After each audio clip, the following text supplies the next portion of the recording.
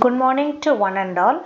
In today's session, we will be learning about machine learning, a practical approach. Here, we'll concentrate on supervised learning. So initially, before moving on to supervised learning, so let us have a look on what are machine learning and what is its necessity.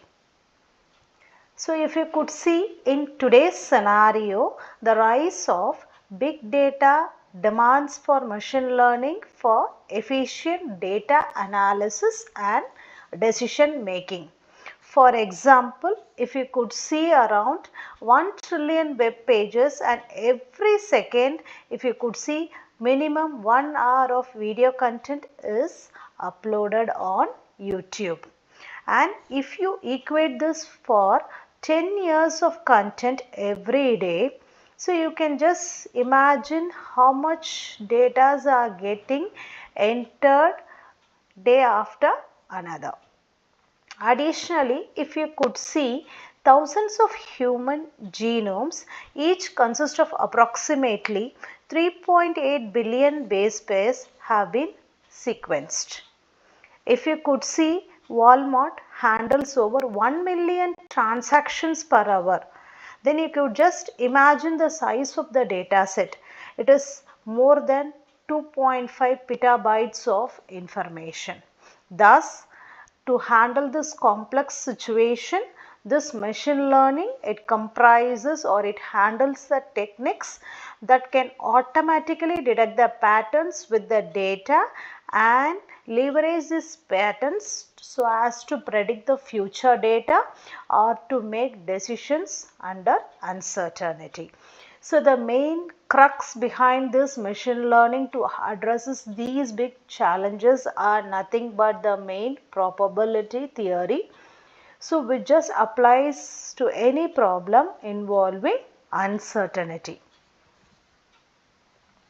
Now moving on to the types of machine learning. The machine learning, it could be either supervised learning or unsupervised learning or reinforcement learning. The other classification is also there, that is semi-supervised learning. Now what is this supervised learning? Supervised learning is nothing but task driven. Just given the set of input output pairs, you are just going to predict the next value. Next comes unsupervised learning. It is a data driven approach. The next one is reinforcement learning.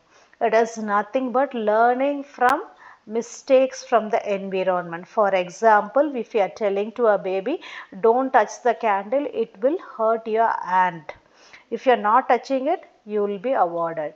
But the kid mistakenly, if it goes and touches, it just gets a penalty. That's how it is learns from the environment. So thus, to conclude here, supervised is a task driven approach, whereas unsupervised learning is a data driven approach, and reinforcement learning to learn from the mistakes. Now first we will move on to your supervised learning. So supervised learning, the other name is predictive learning. Why? Here the main objective or the goal is to map a set of input X to the output Y, provided you are going to provide a labeled set of input output pair. So your input set of d dimension vectors, it is going to have both your input and output corresponding pairs that is going to be trained. Okay, here if you could see, D is the set of input output pairs and N is the number of training examples. When we move on to your training input Xi, so already what are the things that is going to be specified are, it is a d-dimensional vector of numbers. It is going to represent, it could be either the features or the attributes or the covariates. Example, it can be a height and a weight of a person. Sometimes my inputs can be of complex structured objects such as images, sentences, time series, or molecular shapes or graphs. Now we will move on to your output, or it is called as your response variable y. So in output there can be two types. Either my output can be categorical one.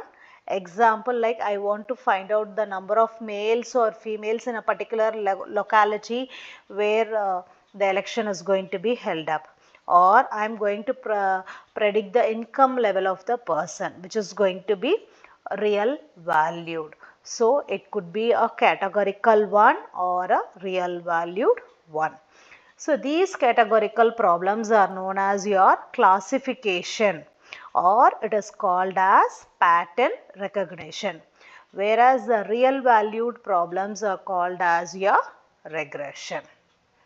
Okay, so the next thing is your unsupervised learning.